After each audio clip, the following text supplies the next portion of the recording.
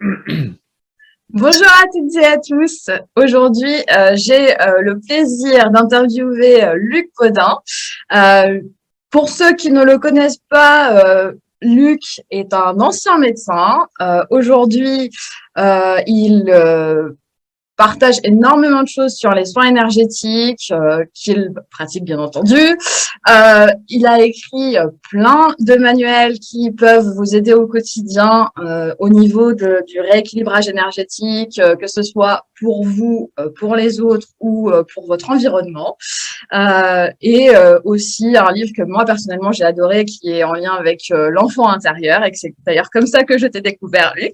Je vais te laisser te présenter pour ceux qui te connaissent pas, pour peut-être en dire un peu plus sur toi. Et puis, ensuite, on ira dans notre thème qui est en lien avec la lémurie aujourd'hui. Eh oui, la lémurie. La lémurie. Donc, je suis Luc Bodin, je suis, comme tu l'as dit, Diania, ça y est, je me suis encore trompé dans ton prénom entre Dania et Nadia. Excuse-moi. C'est pas grave. Et donc, je suis un ancien médecin et je suis spécialisé dans médecine naturelle. J'ai fait pas mal, beaucoup de choses en médecine naturelle, beaucoup de spécialités. J'ai diplômé en cancérologie clinique et puis c'est vrai que ce qui est plus en rapport avec ce qui nous intéresse aujourd'hui, c'est tout ce qui est notion soins énergétiques que j'ai pratiqué, que j'enseigne, que j'ai écrit, etc.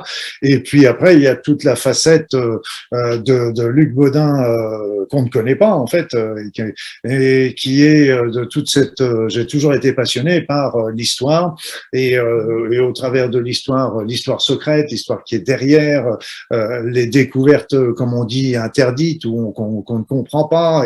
Et d'ailleurs que j'ai ressorti dans un roman qui sort d'ailleurs là actuellement, c'est Projet Humana où on parle beaucoup de tous ces éléments-là. Et puis de fil en aiguille, ben, je suis arrivé à la Lémurie. Voilà, donc un vaste chemin, mais passionnant toujours. Alors justement, qu'est-ce qui t'y a amené? Ce qui m'y a amené, c'était, comme je disais, j'étais passionné d'histoire et donc de l'histoire en général, de l'histoire mondiale d'une manière générale. Et en fait, je me suis bien aperçu aussi que l'histoire présentée telle qu'on nous la présente, présentait des erreurs et des oublis qui étaient souvent dommageables. Et puis moi, j'aimais bien toujours remonter toujours aux origines. Donc c'est un peu quand j'étais en Égypte, on nous parlait des Ptolémées avec le Nouvel Empire, etc. Je dis oui, c'est intéressant, mais le moyen, oui, mais c'est intéressant, mais l'ancien. Et donc là, on commence à s'intéresser à l'ancien, et puis après ça, on s'aperçoit que l'ancien empire égyptien, il y avait encore plus ancien qui est Sumer, et puis on remonte encore plus loin, on se retrouve avec l'Indus, etc. Donc mon idée, c'était toujours de cheminer, toujours parce que j'avais une idée, bonne ou mauvaise, c'était, je pensais qu'il y avait eu une civilisation originelle. Une civilisation originelle, et qui aurait après ça donné beaucoup, qui aurait essaimé un petit peu, on pourra en parler tout à l'heure, mais qui a essaimé dans le monde entier, et en fait, et qui serait la racine de nos connaissances, voire de nos religions, de notre mode de vie, etc. Donc c'était là-dessus que j'étais parti, et c'est là, j'ai remonté bien sûr après ça, c'est le continent mythique qui est l'Atlantide, mais ça ne me satisfaisait pas non plus. Après ça, on voyait toutes les civilisations nord et sud-américaines, avec les Indiens Hopi, avec dans le sud, avec la Tiahuanaco, etc. Donc on voit des choses, mais en remontant encore plus loin, et puis j'ai été attiré par l'île de Pâques, et puis l'île de Pâques. D'un coup, plein de choses s'en tournent autour, et puis on creuse, et puis après ça, il y a un autre continent mythique qui serait encore largement antérieur à l'Atlantide, et qui serait la Lémurie. Voilà. Oui. La Lémurie que on associe au continent de Mu. Alors voilà, pour certains. oui, pour certains, il y a séparation et il y a certains, c'est la confusion entre les deux là. Donc Oui, on parle de la Lémurie et puis on parle du continent Mu. Alors le oui. continent Mu serait, pour certains, serait plus situé du côté de l'Inde, Mm. du côté de Madagascar, etc. Dans cette zone-là. Par Oui. contre, la Lémurie, elle serait véritablement l'origine première Mhm. et elle serait située pratiquement où se trouve grosso modo la Polynésie actuellement. Ouais. Mm. Et ce qui est rigolo, c'est il y a quelques années, il y a 2, 3 ans, je sais plus, ils ont trouvé une plateforme juste sur, que je me trompe pas, à l'est de la Nouvelle-Zélande, qu'ils ont appelé d'ailleurs Zélandia. Et on pense que Mhm. c'était une plateforme, un continent autrefois, et qui s'est affaissé sous la mer. Oui. Donc, hmm. Mais quand j'ai vu ça, moi aussi, je me suis dit, tiens, il y a des choses qui remontent à la surface. Donc c'est très intéressant parce qu'en fait là je suis tombé il y a un écrivain qui était vraiment une source inépuisable de cette information-là, c'était James Churchward. Et donc Mhm. lui il a écrit beaucoup de livres passionnants sur alors évidemment tout ce qu'on raconte, tout ce que je vais dire, bah évidemment rien n'est prouvé. James Churchward a trouvé des écrits, mais on n'a pas notion de ses écrits, ses Non. sources, etc. Donc tout ça, c'est pour certains, ce sont des hypothèses, d'autres, ce sont des affabulations, d'autres y croiront pour des raisons diverses. Moi, personnellement, j'ai tendance à y croire, et donc Mhm. je pense que ce continent était un continent mythique et c'était le premier continent qui aurait émergé de l'eau. Donc et c'est et ces habitants, en fait, qui seraient nos ancêtres quelque part, Oui. n'avaient pas étaient, étaient en contact direct avec les énergies. Ils Mm. vivaient dans les énergies, ils étaient dans les énergies, et c'est pour ça que on ne retrouve pas beaucoup on retrouve pas de reste parce que tout ça, ils travaillaient beaucoup avec la force de la pensée au niveau des Oui. déplacements, des créations, etc. Mm. Et c'est pour ça que j'étais parti, c'était une des raisons pour lesquelles j'étais parti vivre en Polynésie pour me reconnecter un petit peu avec ce monde lémurien, parce qu'en fait, on pourrait considérer que les îles actuelles de Polynésie Mhm. correspondraient au sommet des montagnes d'autrefois. Oui. D'après Mhm. les écrits de Churchward, bah en fait, le continent lémurien avait émergé, mais c'était le tout premier. Il y avait des grosses poches d'air en dessous, et un jour, bien, on pourra reparler la suite, mais un jour, ça s'est affaissé. C'est pour ça que ce continent s'est affaissé.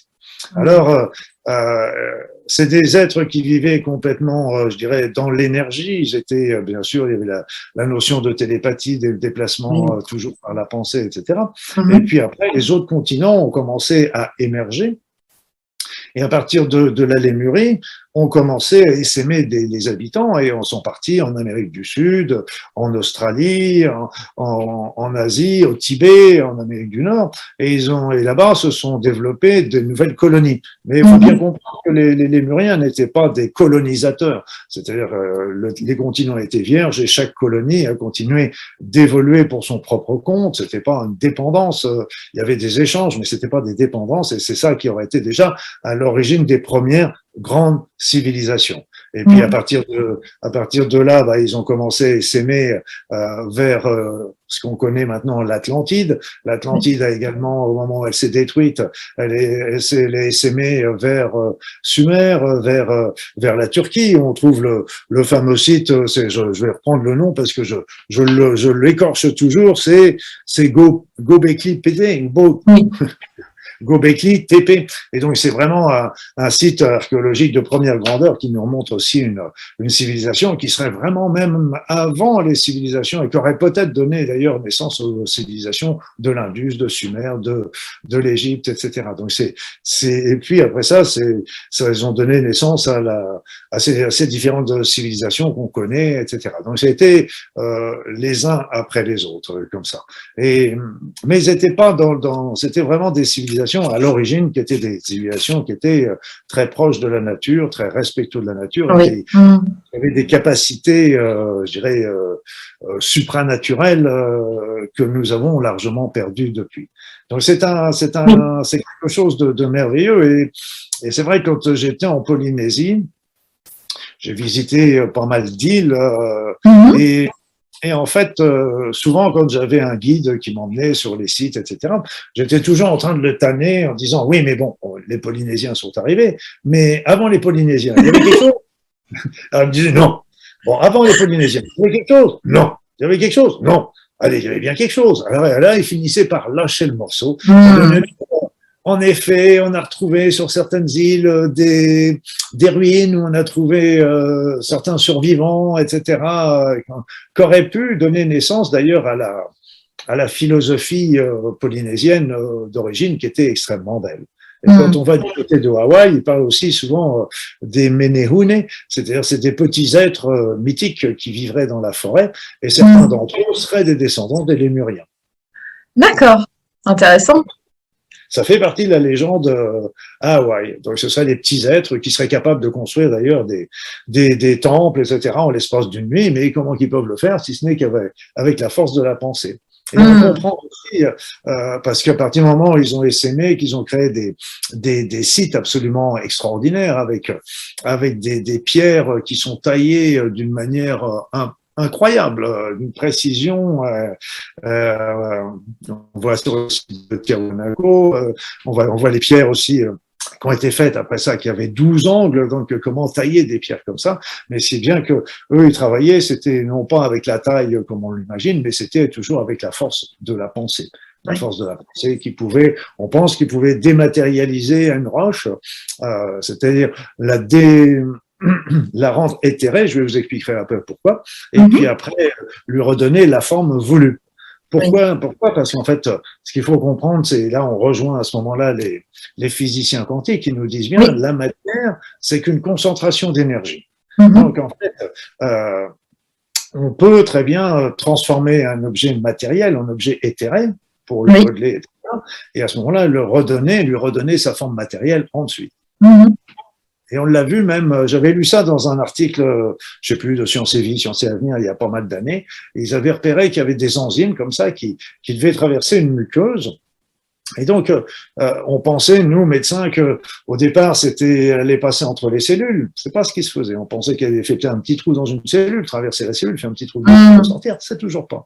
Et en fait, ce qu'ils ont fini par conclure, c'était que l'enzyme matérielle prenait sa forme éthérée, Mhm. traversait la membrane et à ce moment-là reprenait sa forme matérielle. Donc ça montre bien que c'est du domaine du possible et là même avec la télékinésie, la psychokinèse, Bien avec sûr. tout ça, on le voit bien que c'est du domaine et donc Bah, j'étais 100% largement en avance pour nous pour tout ça.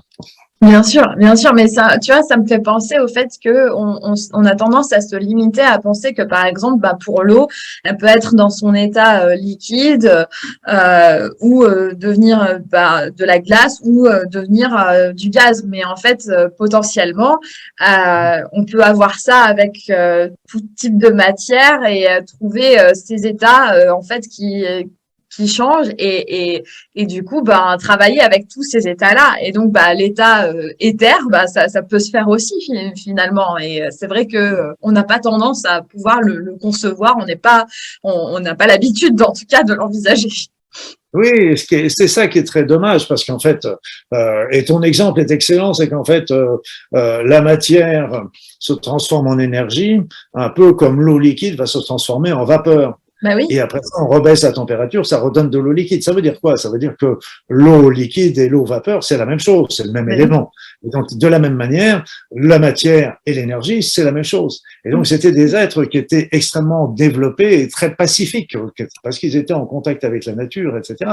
Et c'est après ça, les autres civilisations, dont en particulier l'Atlantide. L'Atlantide était très sur le même modèle au départ, mais ça Au a départ. tellement bah oui, et ça a tellement, c'est une longue histoire qui a duré plusieurs millénaires, et eux Oui, aussi, ils sont, comme on dit dans la guerre des étoiles, ils sont passés du côté de la force obscure de oui, la c'est force. ça. Donc on est passé aussi du cerveau droit au cerveau gauche, tout simplement aussi. Oui. Mhm. Et donc, du coup, quand tu es parti en Polynésie, Donc, y as-tu trouvé des réponses ou des pistes que tu as explorées? Oui, oui, oui, parce que bon, après ça, au niveau des restes, euh, je dirais archéologiques, c'est zéro, triple zéro, etc. Donc, on est bien d'accord.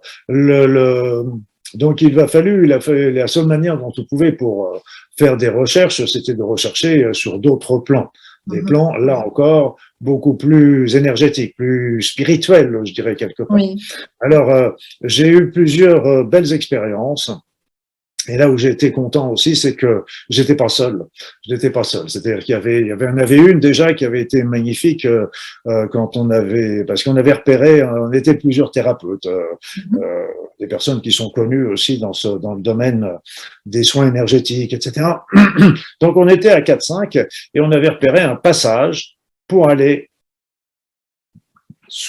on va dire matériellement sous la Terre, mais on était en passant sous la Terre, on change quelque part aussi de dimension, il faut bien le comprendre. Oui, oui, Et, oui. et, et ce passage sous la Terre ne peut être accessible qu'à partir du moment où on a acquis une certaine ouverture d'esprit. Tout le Mhm. monde ne peut pas y passer. Donc, et là, ce qui était intéressant, c'est qu'on était, je sais plus, à 4-5, oui, on devait être 5. Et en fait, je les ai emmenés parce qu'ils m'ont désigné comme volontaire comme étant celui qui allait emmener tout le monde. Je n'étais pas spécialement pareil. Pourquoi moi? Bon, ils m'ont dit, allez, c'est toi. Bon, bah, c'est moi. Donc là, on y est allé. Et en fait, après, quand on est revenu, bah, on a échangé nos expériences pendant que nous Mhm. étions là, même s'il y avait des échanges un peu entre deux. Et donc, et là, c'était des échanges. On s'est aperçu qu'on avait tous vécu des choses semblables, bien que chacun avait, comme toujours, et on a été dans un autre voyage, on a été, là c'était sur Tahiti, là encore j'avais emmené un autre groupe, et là on était allé jusqu'au monde de la Lémurie. Jusqu'au monde de la Lémurie. Et le monde de la Lémurie, tel que je l'ai vu, je l'ai décrit dans un de mes romans. Là, je parlais de Projet Humana, qui était encore autre chose, mais un autre roman qui était Le temps d'un rêve. Et il y a un chapitre justement où je montre quand je suis arrivé dans ce monde, c'était qu'on était là, on retrouvait un monde éthéré. Et Mhm. j'avais pris une forme éthérée, je reperdais ma forme matérielle. Et ce qui était extraordinaire, c'est qu'on voyait cette forme éthérée et il y avait des vents, mais des vents, on ne voit pas les vents avec les molécules, c'était des vents énergétiques, des vents avec des champs électromagnétiques qui nous traversaient, qui nous nourrissaient, mais qui nous déformaient également. Et c'était extrêmement fort. Et, voilà. Et le contact avec ces lémuriens était très puissant parce que quand le monde s'est affaissé, bah, eux se sont la plupart, il y en a quelques-uns qui ont essaimé dans les différentes colonies et dans les autres pays, mais il y en a Mhm. d'autres aussi qui sont restés sur les îles, qui restaient, et puis la plupart se sont enfoncés, on va dire sous la terre, mais je dirais plutôt se sont passés dans une autre dimension. Ça me Oui. paraîtrait plus juste. Mhm. Oui, Donc, oui. C'est intéressant. Bah, tu vois, moi, j'ai eu une expérience un peu similaire, mais finalement, euh, c'était en rêve. Mais bon, c'était pas vraiment des rêves non plus. Je savais bien que je partais. Euh, et en fait, donc c'était en 2020 où je me suis retrouvée dans mon sommeil. Je suis une version de moi qui a une queue de poisson ah, et, euh, et à qui on dit tu es entre la Lémurie et l'Atlantide et tu vas dans les abysses pour aller ramasser les morceaux du cristal de l'Atlantide qu'il faut faire remonter à la surface. Et en fait, je me suis vue passer, donc je vais dans les abysses, mais je passe sous la terre. Et je remonte à la surface, mais je suis encore sous terre. Et donc, j'ai eu ce rêve que j'appelle une sorte de rêve mission pendant un mois complet. lors enfin, de mes rêves. Après, peut-être que ça se passe encore, mais que je le sais pas toujours. En tout cas, à ce moment-là, c'était en pleine conscience, au point que même la journée, j'avais l'impression d'avoir une queue de poisson. C'était un peu perturbant. Euh, et, euh, et en fait, c'était vraiment très très fort. Et ouais, ce mois-là où il y a eu ce portail de la Lémurie qui s'est ouvert en 2020, je l'ai vraiment vécu très très fort ça. Et voilà. Et c'est vrai que ce côté ce rapport à la matière qui peut changer, et ben finalement les Lémuriens ils les avaient aussi au point de pouvoir adopter un corps différent en s'appropriant les caractéristiques des êtres vivants qui les entouraient aussi. Oui, oui. Et là, tu vois, c'est ce que tu rappelles, ce que tu parles avec la queue de poisson.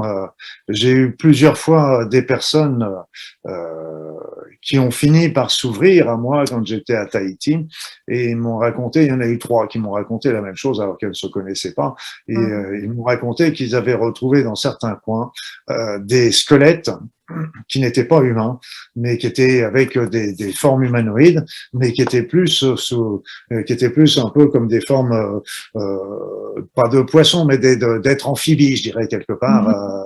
Voilà, donc ça fait partie toujours des secrets qui sont, alors ça fait partie des légendes après.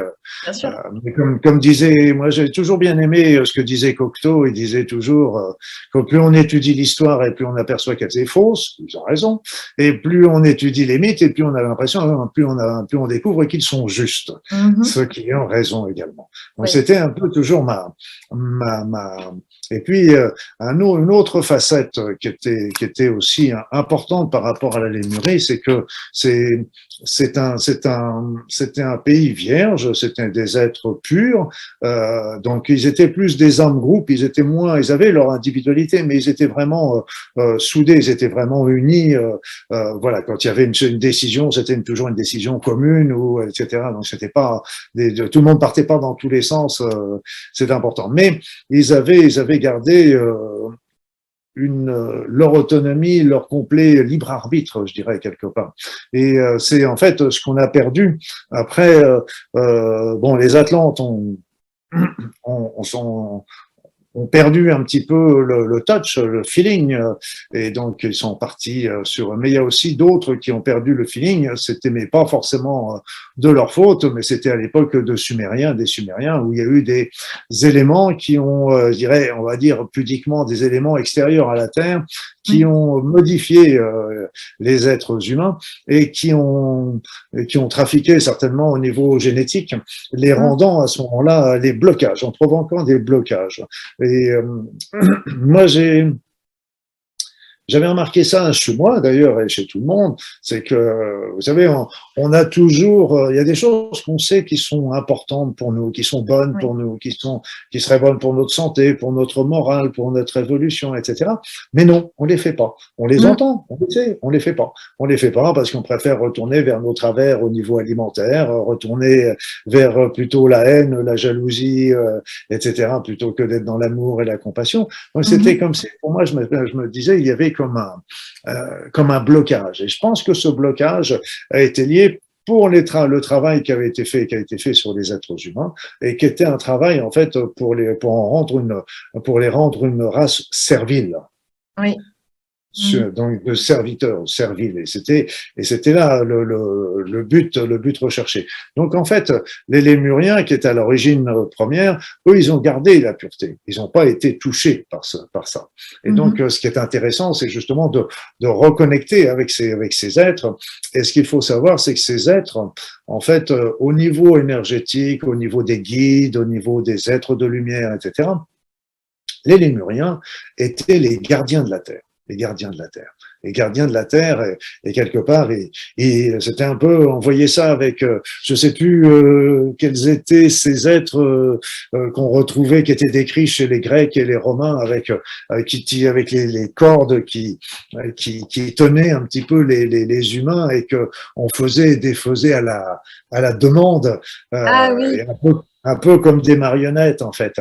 Et là, les Lémuriens n'ont pas joué avec les marionnettes parce que c'est des gens qui sont extrêmement évolués et se permettraient pas ce genre de choses, mais c'était eux qui étaient un peu les gardiens de ces notions, de tous nos programmes de vie, et donc, mais toujours dans un but très non pas jamais de domination, mais c'est toujours pour essayer que les êtres humains développent leur vie, développent leur évolution, même s'il y a des épreuves, ces épreuves sont là pour nous faire grandir, pour nous faire avancer, etc.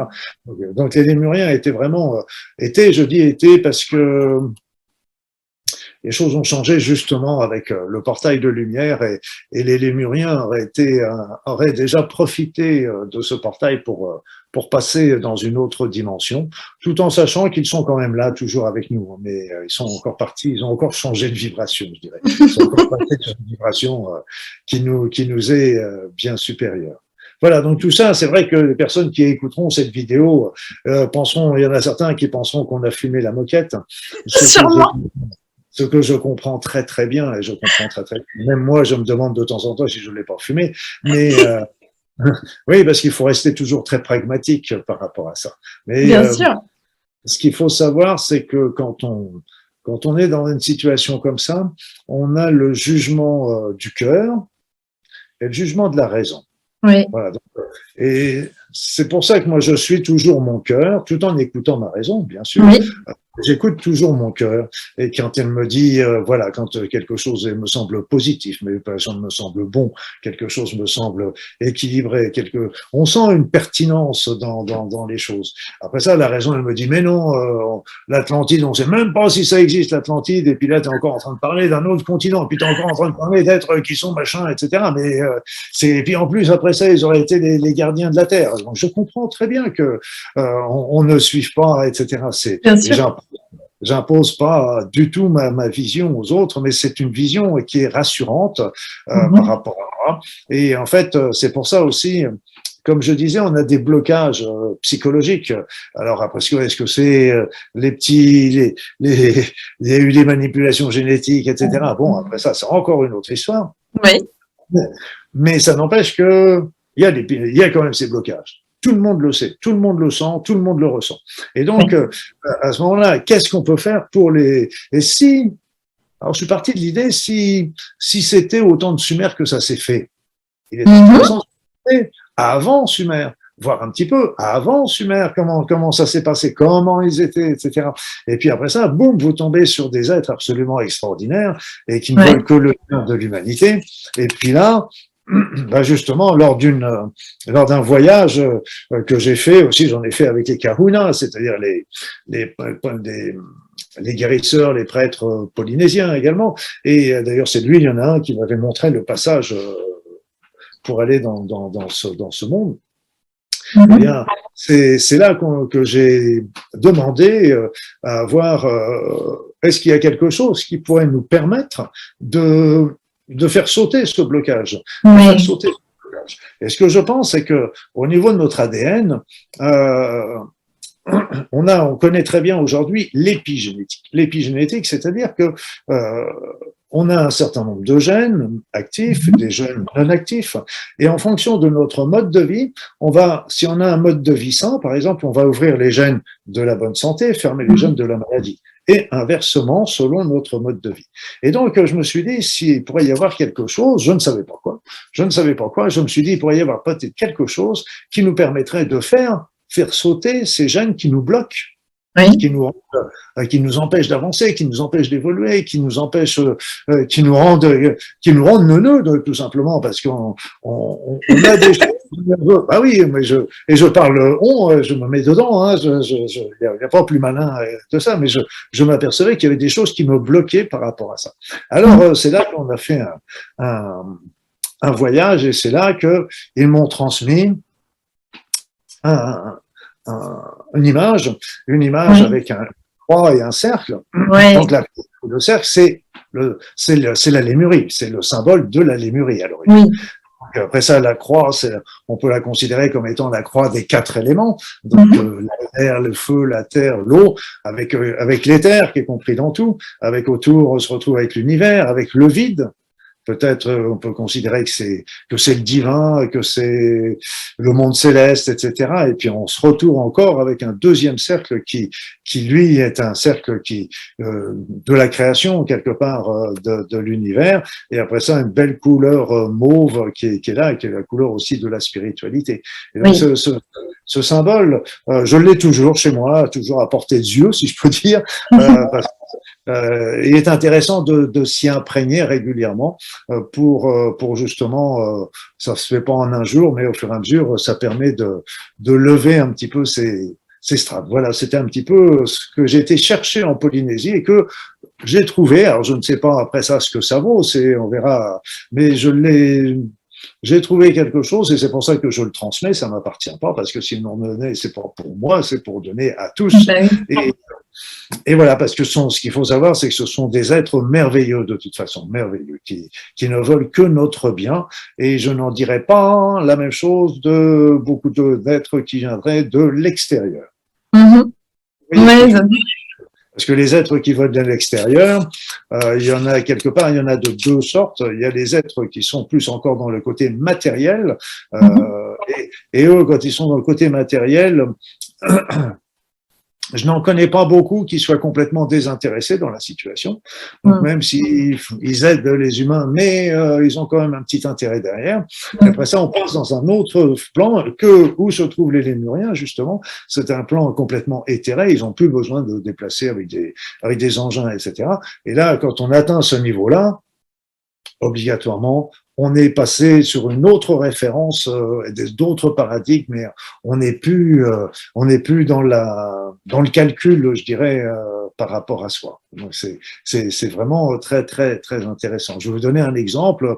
Euh,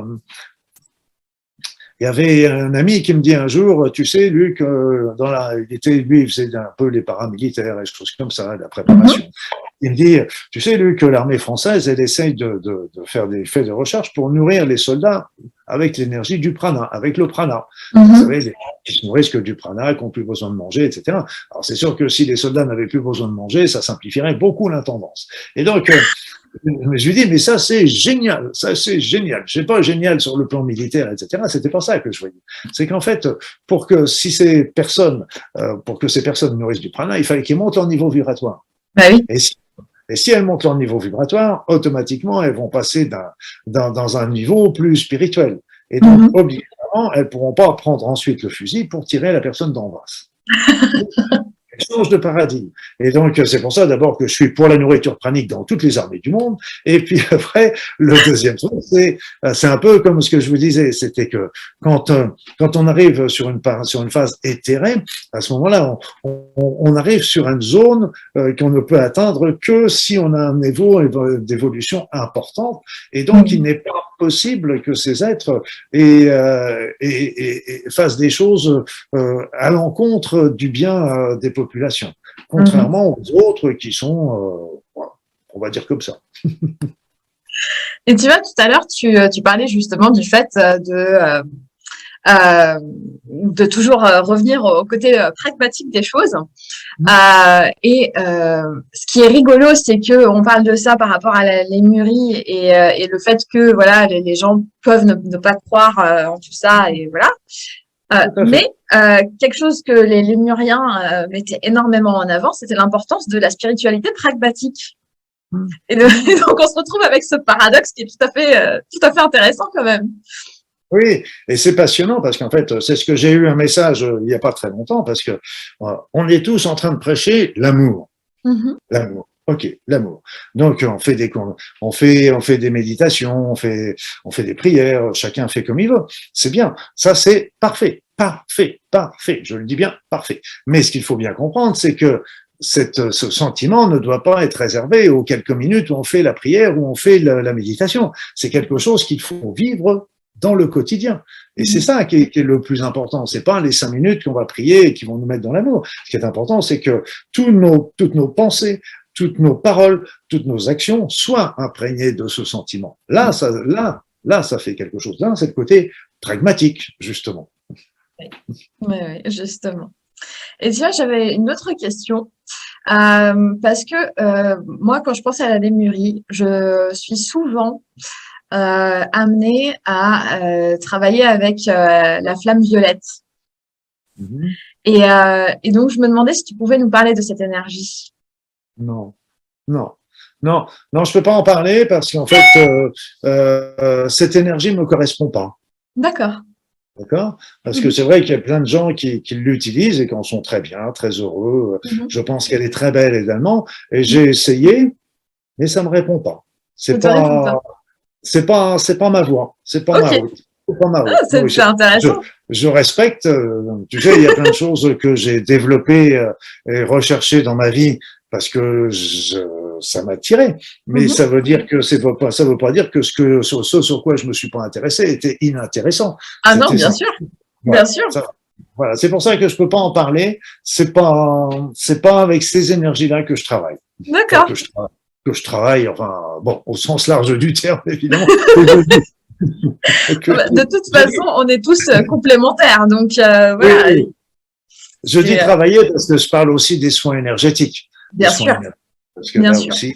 Mais Et, c'est pour ça aussi que je dis toujours aux personnes qui font des soins d'être toujours en adéquation avec leurs pensées, avec leurs croyances. Si eux veulent prendre la flamme violette, moi je suis tout à fait d'accord, aucun souci. Le tout c'est d'être vraiment de le sentir dans son cœur, de toute façon, c'est clair. mhm.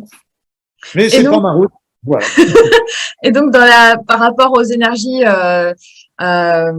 et enfin aux outils lémuriens, en dehors de ce symbole dont tu nous as parlé, euh, comment ça t'accompagne au niveau des soins? Je dirais que c'est difficile de répondre à cette question en ce sens que quand je fais des soins, je dirais je travaille toujours avec des guides, avec des êtres de lumière, etc. Je sais que les lémuriens participent, mais alors c'est pas toujours facile de savoir qui fait quoi, qui que quoi dans où. Donc, Mm. mais je pense que moi, ce que je voyais surtout chez les lémuriens, c'était vraiment la notion de gardien.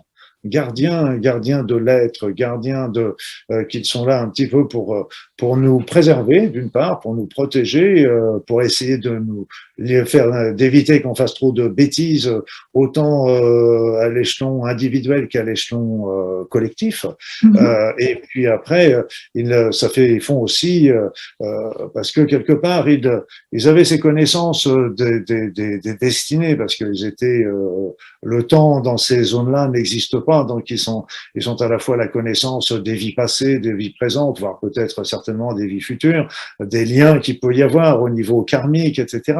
Donc et là ils nous aident par rapport à tous ces éléments-là. Comme ils le peuvent, mais ce qu'il faut savoir, c'est que moi j'ai vu ça avec tous les êtres de lumière, ils sont là, bien sûr, ils sont toujours là, parce qu'on me dit toujours, oui, mais comment les contacter, les êtres de lumière, etc. Mais je dis, ils sont pas partis à l'autre bout de Non. la planète, ils sont toujours là, derrière vous, à côté de vous, ils sont en train de vous murmurer des petits trucs dans l'oreille, des petites intuitions, etc. Et donc, mais ils sont respectueux toujours aussi de notre libre arbitre. Bien sûr. On a le choix de travailler avec eux ou de leur demander des conseils ou de ne pas le faire. Donc ça, c'est notre libre choix. La seule chose qu'il faut savoir, par contre, c'est que on peut leur demander. Et Mhm. ça, c'est ce que beaucoup de personnes ne savent pas ou oublient. Et donc, que ce soit avec les lémuriens, que ce soit avec n'importe quel guide, d'anges, d'archanges, etc. Et ils sont à côté de nous, il suffit de le leur demander. Mais encore faut-il leur demander. Exactement. Exactement. Et ça, c'est primordial parce que c'est vrai que on a tendance tu vois, ça fait partie des blocages qu'on a, clairement, Hmm. parce que on se dit que on doit attendre l'autorisation d'eux, mais en fait, finalement, cette autorisation, elle doit juste venir de nous. Et c'est tout. Et donc, tant qu'on n'a pas compris qu'on pouvait se donner cette autorisation-là, on va rester dans ce blocage-là de croire que on peut pas être en contact avec tels êtres, qu'on peut pas ressentir telles énergies, telles intuitions. Ouais. Et c'est dommage. C'est dommage. Et puis, et c'est surtout que souvent notre éducation nous habitue pas à demander. Même souvent, autrefois, c'était ne demande pas, c'est pas poli. Alors que dans toutes les religions, il dit demandez, vous aurez. Mais demandez. Et ça, c'est l'important. Et puis après, euh, c'est évident que votre ange gardien va pas frapper à la porte. Et même s'il frappait à la porte, et vous imaginez que l'ange gardien il frappe à la porte, vous diriez mais qui se dit toi, qu'est-ce que tu viens faire? Mais non, tu te fous de ma non mais vous le prendriez pas au sérieux. C'est une évidence. Et puis attention, tu as perdu tes plumes. Donc là, le truc, c'est je vais te voler dans les plumes. Oui, je suis toujours taquin même avec eux. Et ils le savent bien, ils me connaissent bien, et ils me le rendent bien d'ailleurs aussi. Mais ils savent bien que c'est pas méchant, et c'est pour ça que les mots n'importent peu. C'est pas les mots qui sont importants, c'est l'intention. C'est l'intention. Mais souvent, même quand on pose des questions, on a la réponse avant d'avoir fini de la verbaliser. Bien sûr. Ah oui, oui, oui. Parce que la pensée a été plus vite que la parole, hein, donc Oui. c'est très très troublant. Et c'est pour ça qu'il faut s'autoriser de temps en temps à se dire, ok, je les appelle, je fais le vide en moi et je ressens ce qui se passe autour. Voire même, on peut leur demander de se manifester à nous aussi. Donc là aussi, c'est encore une petite étape supplémentaire. Et là, si après ça, on se dit oui, c'est le sang qui circule mal c'est un courant d'air, c'est machin. Oui, bien sûr. On peut toujours analyser ça cerveau gauche, mais après écouter avec le cœur, c'est déjà important. Mais les Lémuriens c'est une comment dire, c'est une race, je sais pas comment dire, mais c'était nos ancêtres et toutes les capacités qu'ils avaient, nous les avons en nous. Et ça, il faut bien le comprendre. Et là encore, ça fait partie des blocages. Et avec les nouveaux portails qui s'ouvrent, justement, les nouvelles énergies qui arrivent, etc., ça libère quelque part, ça pulse et ça a tendance à nous faire libérer les chaînes Oui. qu'on pouvait avoir. Et au fur et à mesure, bah, on commence à voir moi-même, je m'amuse, regardez par exemple l'arc-en-ciel. Un arc-en-ciel, il y avait cette couleur. Mais si vous regardez objectivement l'arc-en-ciel, vous verrez qu'il y a une bande en haut, une bande en dessous que vous ne voyiez pas autrefois. Les infrarouges et les ultraviolets. Ouais. Donc, ça se développe aussi de ce côté-là. La télépathie aussi se développe. Enfin, il y a plein de talents. D'ailleurs, j'ai écrit un bouquin d'ailleurs pour montrer aux personnes qu'on a la communication avec les animaux, la communication avec les végétaux et tout ça. C'est ces mondes, avec la montée vibratoire, c'est la séparation entre les mondes s'effrite. Et donc, ça devient de plus en plus facile. Et c'est pour ça que le contact aussi avec les Lémuriens, qui sont toujours là, gardiens de la Terre, même s'ils sont partis encore dans une autre dimension, ils sont là, ils ne demandent qu'à venir nous aider, bien sûr. Bien sûr, bien sûr. Et l'idée, c'était en fait de s'ouvrir à tous les champs des possibles et de se libérer de ces chaînes, comme tu disais. Moi, je sais que, tu vois, avec toutes les énergies actuellement, moi, aujourd'hui, quand je suis sous la douche, j'entends du chant dans l'eau, constamment. Oui, puis ben, c'est des chants. Voilà.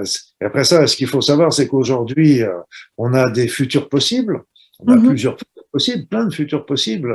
Mais ils sont pas tous très très joyeux. Hein, donc après ça, il y en a qui voient le retour à ce qui se passait ce qu'il y avait il y a 2-3 ans dans nos sociétés. Donc déjà, ça, on sait que c'est utopique parce que ce sera jamais plus pareil, même si on peut s'en rapprocher. Il y en a d'autres qui voient une société tyrannique avec un gouvernement mondial, etc.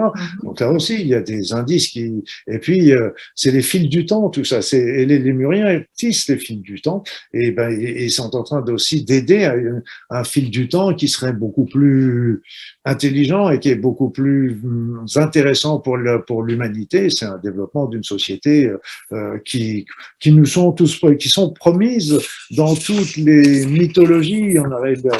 L'humanité arrivera à un âge d'or et je pense que on peut en être à la porte malgré tout. Pour moi, c'est une de mes convictions. Alors, je sais pas si moi je la connaîtrais, mais c'est pas grave. Ce qui est important, c'est que les descendants, les petits-fils, petits-fils, etc., puissent connaître ça. C'est ça qui est important. Nous, je sais pas. Ah bah oui, non, mais de toute façon, c'est sûr que là, on est en plein dedans. Donc, il y a plein de choses qui se jouent. Donc, moi, je pense que la meilleure chose qu'on puisse faire, c'est s'écouter et vraiment, bah, justement, au moins repérer ses blocages et apprendre à les dépasser et être dans le cœur et puis justement s'ouvrir au champ des possibles sans C'est-à-dire chercher à le contrôler. C'est-à-dire qu'on ne contrôle pas le possible, on ne peut pas contrôler le futur. Mais c'est-à-dire que si on peut briser les chaînes, justement, de ça, et comme tu dis, vivre dans l'amour, c'est-à-dire le vivre quotidiennement, à chaque instant de notre vie, c'est pas quelque chose qui va se facile de jour au lendemain, on est bien d'accord, Non. c'est très joli ce que je dis, mais ça se fait progressivement. Mais si on vibre dans cet amour, on est en train de favoriser un futur qui sera sur cette fréquence-là. Et si nous sommes nombreux à vibrer sur cette énergie, on est dans la co-création, et là on peut vraiment tirer un nouveau fil du temps qui va vers un autre futur. Et là, les Lémuriens peuvent nous être d'une aide précieuse, parce que ce qu'il faut comprendre aussi, c'est que ce qu'il y a aujourd'hui, il y a beaucoup de choses qui se trament à beaucoup de niveaux. J'ai écrit ça j'ai expliqué ça dans un manuel de soins de survie que j'ai mis à télécharger gratuitement sur mon site. Donc j'ai fait un bref résumé. Je suis pas rentré dans les détails parce que je voulais surtout montrer comment on pouvait euh, comment vivre et évoluer nous-mêmes, avancer nous-mêmes. Mais ce qu'il faut bien comprendre, c'est qu'aujourd'hui il y a des choses qui se passent à beaucoup de niveaux. Au niveau, bien sûr, on le voit sur le plan politique, etc. Ok, le plan du réchauffement planétaire, des guerres qui sont plus ou moins larvées, etc. Mais il y a aussi beaucoup de choses qui se trament dans l'ombre, que nous, on n'aura jamais à la télévision. Donc après ça, mais ça va encore plus loin, c'est qu'il y a des choses aussi qui se trament, je pense aussi au niveau planétaire, voire plus loin. Et puis, il y a encore des choses qui se trament encore plus loin, c'est-à-dire que c'est des choses qui se passent avec d'autres dimensions, avec des êtres qui sont sur le plan énergétique. Donc, il y a encore des forces qui sont de toute nature, si je peux dire ainsi. Et donc, c'est pour ça que ce qui m'impressionne le plus, c'est pourquoi la Terre attire autant de convoitises. Là, là, j'ai quelques idées, mais bon, ce ne sont que des idées. Hmm. Pourquoi la Terre attire autant de convoitises? Ça me donne de quoi méditer, tu vois. Je vais te donner une piste. Je vais te donner une piste. Tu sais que dans les soins énergétiques, on sait très bien il y a des vols énergétiques. C'est-à-dire que les rapports humains se fassent souvent par des vols énergétiques, ça c'est Oui, clair. Donc, oui. alors qu'on a de l'énergie à revendre, mais ça c'est quelque chose qui est instinctif, qui n'est pas volontaire, du moins pour la plupart. Il y en a qui Non. le font volontairement, il y en a qui le font volontairement. Et justement, ces énergies, elles sont très puissantes et elles sont très utiles. On renforce ses pouvoirs quand on capte ces énergies. C'est pour ça Mhm. aussi qu'on le fait. Mais quelles sont les énergies les plus puissantes? Eh bien, c'est tout simplement c'est les énergies de la peur, de la haine, de la violence. Voilà. Et donc ça, c'est des énergies extrêmement puissantes. Et tout aurait été fait depuis des centaines d'années pour mettre les êtres humains dans ces énergies qui ont favorisé les guerres, les machins, et donc Mhm. en fait de pouvoir encore générer encore des énergies encore plus fortes. Et en plus, je pense qu'il y a beaucoup d'éléments qui sont basés sur cette guerre de l'énergie, mais pas de l'énergie telle qu'on le conçoit sur cette terre, mais l'énergie sur d'autres plans. Hmm. Intéressant tout ça. C'est à creuser parce que, tu vois, moi, ce qui me vient là, c'est je me dis, bah, les Lémuriens, avec tout ce qui remonte actuellement, avec toutes les reconnexions qu'on peut avoir, tout ça, sont là pour nous rappeler en fait la puissance de l'amour et de cette énergie amour en fait.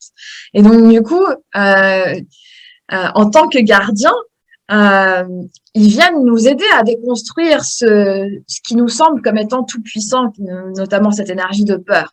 Mais du coup, dans le collectif, ils viennent aussi nous accompagner dans la déconstruction des égrégores qu'on a nourris C'est-à-dire, Toujours, en moi, fait. personnellement, avant de nous mettre bien sûr, leur rêve, c'est qu'on retrouve ces énergies d'amour ou au moins ces énergies d'équité, de partage, de Mhm. compassion, etc. Mais avant ça, je pense que leur but est que de nous faire retrouver ce que nous sommes. Oui. Et c'est ça qui sont importants. Retrouver ce que nous sommes. Retrouver que nous sommes des êtres énergétiques, que nous sommes des Oui. êtres de lumière, que nous sommes des êtres spirituels, que nous sommes des personnes qui avons une force. Et là, il faut bien savoir que la force de notre pensée est très puissante. La force de Mhm. notre cœur est très puissante. Nous avons des talents qu'on nous dit sans arrêt que c'est pas possible, alors que bien sûr que c'est possible. Mais Oui. quand tant qu'on nous dit que c'est pas possible, bah, évidemment, on va pas aller chercher à les développer. Bah non. Alors que c'est donc eux, ils sont plutôt en train d'essayer de nous redonner notre véritable dimension. Et Mhm. à partir du moment où on aura retrouvé véritablement notre dimension, à ce moment-là, la notion du cœur tombera d'elle-même. C'est une Oui. évidence. Oui. Vous savez, là, je voyais les choses sur la réunion internationale sur le réchauffement planétaire. Mhm. Moi, je suis outré. Je suis outré parce que à partir du moment où on considère qu'il y a un réchauffement planétaire, bon, ça, il y en a qui mettent en doute, mais bon, à partir du moment où on considère qu'il y a un réchauffement planétaire, comment qu'il peut y avoir encore des négociations, des tractations, alors que ça devrait, tout le monde devrait se dire, on va arriver là-bas en disant, en se levant les manches, et bon, alors qu'est-ce qu'on fait?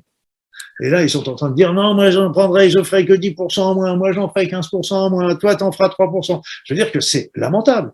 Oui. Lamentable, c'est que si le réchauffement planétaire est une réalité, je dis si parce que, bon, il y a des choses qui sont pas toujours très, très claires, mais si on Oui. considère que c'est une réalité et qu'ils nous disent tous les gouvernements, que c'est une réalité, à ce Mhm. moment-là, il n'y a même pas de négociation à faire, c'est plutôt de se dire, OK, qu'est-ce qu'on fait? Tous ensemble. Et c'est pas à se dire moi j'en fais moins que l'autre et puis c'est bon. Donc, et là c'est un petit peu ça nous montre comment on a perdu notre humanité et c'est quelque part c'est ce que là aussi moi je me dis mince mais on a sur cette terre des gens qui meurent de faim, on a sur cette terre des gens qui n'ont même pas l'eau potable. Donc Oui. et comment que nous on peut vivre et donc c'est on a perdu notre humanité. Donc les Lémuriens sont en train, eux, ils étaient tous en groupe, ils étaient tous unis dans les énergies, unis dans tout ça, et ils essayent de nous faire retrouver ce que nous sommes véritablement, ces êtres puissants. Nous sommes puissants. Nous, et je dirais que, allez, je vais lâcher le morceau.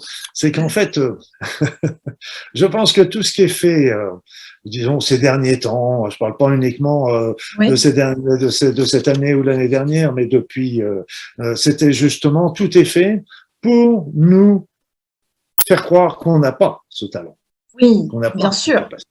Bien Moi, sûr. je me rappelle toujours de cette histoire de l'aigle, qui est un petit aiglon qui était tombé sur la terre, et puis les poules le découvrent. Et les Mm. poules, elles le prennent sous l'oreille, si je peux m'exprimer ainsi, elles l'élèvent. Et l'aiglon, lui, était toute la vie, il a passé sa vie dans le poulailler. Et il Mm. regardait les aigles passer au-dessus de sa tête en rêvant d'être un aigle. Ouais. C'est nous, ça. C'est nous. Ouais, C'est oui, c'est ça. exactement ça. Hmm. Ah oui, non, mais complètement, complètement. Et oui, je suis tout à fait d'accord avec toi. C'est vrai que on est tous à- amenés, enfin, une partie d'entre nous, mais j'espère tous, amenés à redécouvrir en fait qui on est dans notre multidimensionnalité, dans nos corps subtils, dans tout ce que ça implique de reconnexion et de réactivation de certains brins d'ADN et tout ça, et de pouvoir en fait transcender ce qui a pu se passer en Atlantide, ce qui a pu se passer à d'autres moments de notre histoire aussi qui sont venus modifier pour nous la donne, quoi, clairement. Autant il y a des choses qui, par le processus d'incarnation, font que bon, on a besoin que certaines choses soient endormies pendant un temps pour certains, et encore, c'est pas toujours le cas pour tout le monde, mais autant là, oui, comme tu dis, on nous a bien maintenus endormis, et là, il est temps que la reconnexion se fasse. Que les rêveurs se réveillent. Et ce qu'il faut bien comprendre, c'est que quand, je ne dis pas si, Pour moi, c'est une évidence, ce sera quand, c'est pas si. Oui, Parce que de toute façon, là, ce qui se passe, c'est que depuis euh, bien des années, etc., ils ne font que retarder l'échéance. Mais c'est que quand on aura tous repris conscience de notre plein potentiel, de notre véritable potentiel, euh, la société sera pulvérisée. C'est que on passera dans, ce sera pas forcément la révolution, la guerre, etc. C'est pas du tout ce que je veux dire, mais c'est que d'un seul coup, tous les paradigmes sur lesquels elle est basée exploseront parce que c'est une société sans amour, c'est une société de concurrence, de jalousie, de matérialité, d'insatisfaction, etc. Et c'est pas une société qui peut nous permettre de développer véritablement notre être. Mais mais, mais, ce qu'il faut savoir malgré tout, c'est que si on croit à ces notions de réincarnation, personnellement j'y crois, c'est que si on a choisi de vivre dans cette époque et dans une société pareille, on l'a choisi. Donc, oui, si on l'a choisi, c'était aussi quelque part parce que cette société allait nous permettre de comprendre et d'avancer et d'évoluer. bien sûr. Mais ça ne veut pas dire qu'il il faut la préserver. Justement, peut-être qu'on est là pour nous évoluer. Ça va nous faire comprendre.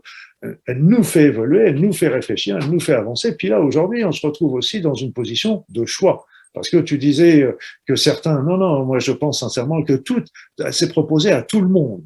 C'est C'est proposé proposé. à tout le monde, peut-être à des moments différents en tout cas, Oui, tout à mais fait. c'est proposé à tout le monde. C'est proposé à tout le monde a cette capacité-là, tout le monde a ces propositions-là. Après ça, tout le monde ne va pas le saisir. Non, Après ça, c'est le choix de tout le monde. exactement. C'est ni bien ni mal, c'est que certainement que nous, dans des vies passées, on a dû nous proposer, et puis on a dit, Macache, Bah oui, je reste dans ma société, je veux pas que ça change, etc. L'habitude exactement. est toujours forte. Donc c'est pour ça qu'il n'y a pas de jugement non plus à faire par rapport à ceux qui Non, suivent et ceux qui ne suivent pas. Mais je considère aussi qu'aujourd'hui, si sur cette planète, on est autant nombreux, aussi nombreux, pratiquement 8 milliards, c'est pas un hasard s'il y a eu tant de personnes, tant d'êtres qui ont décidé de s'incarner en ce moment, alors qu'il y a justement cette grande phase de transformation. absolument, absolument. Bah écoute Luc, moi je te remercie pour cet échange, c'est vraiment super riche, c'est génial. Je ne sais pas si tu as un dernier mot, un conseil peut-être, ou quelque chose que tu veux rajouter sur la lémurie comme ça avant qu'on se quitte. Ah, la lémurie. La lémurie. Je peux pas évoquer la lémurie sans avoir un œil nostalgique sur ces êtres merveilleux que j'ai rencontrés, qui sont toujours, on est toujours rencontrés, on se retrouve toujours quand on les rencontre, c'est toujours comme si eux c'était le retour de l'enfant prodigue un petit peu. Ah oui. C'est Mm. vraiment ils sont très émouvants ces êtres, même si on est très différents en plus, mais et ils nous comprennent parfaitement. Et moi je dis toujours. On vous a raconté plein de choses, Dania et moi, et donc ce qu'il faut comprendre, c'est que c'est évident qu'il y a un certain nombre de choses qu'on a dites et qui doivent certainement bousculer beaucoup d'entre vous par rapport à la lémurie, etc. Mais ce n'est pas grave, c'est compréhensible. Moi, si on m'avait raconté ça il y a quelques décennies, j'aurais dit ça va pas bien, etc. Mais au-delà de la lémurie, etc., n'oubliez pas le message qui est important, c'est que vous avez ce potentiel qui est en vous, ces capacités qui sont en vous. Vous avez des blocages qu'il faut arriver à sauter. Si vous voulez avoir le symbole lémurien, vous l'avez sur mon site internet sans problème, vous pouvez le retrouver. Et ce qui est important, c'est que vous développiez votre être, que vous retrouviez votre être. Et il y a une petite phrase que j'aime bien répéter, c'est que votre cœur connaît la route, pas la raison. La raison, elle est critique, elle est des choses comme ça, elle fait bien les choses, mais la raison ne fera pas avancer. C'est toujours l'intuition, le cœur qui fait avancer. Donc, suivez votre cœur. Après ça, c'était la petite phrase qu'on m'a insufflée comme ça. C'était votre cœur connaît la route. Maintenant, aurez-vous le courage de le suivre? Eh ben, merci beaucoup. Merci beaucoup pour ces mots de sagesse, hein, à méditer. Et puis, j'espère qu'on pourra refaire ça parce que franchement, c'était super intéressant. Ah, bah, surtout que ça parlait d'un sujet, bien sûr, vous avez découvert une autre facette de Luc Baudin que j'ai un petit peu découverte avec, comme je disais, mes romans. J'ai écrit des romans et donc dans ces romans, je découvre les autres facettes, mais en fait qui sont très très liées parce que il y a toujours qu'un même bonhomme hein, de façon et qui reçoit des inspirations. Parce que s'il n'y avait pas les inspirations de tous ces êtres qui sont là autour de nous, j'aurais pas écrit autant de choses. Bien sûr, bien sûr. Merci beaucoup pour ces partages et merci à tous pour votre écoute et puis à bientôt. À bientôt.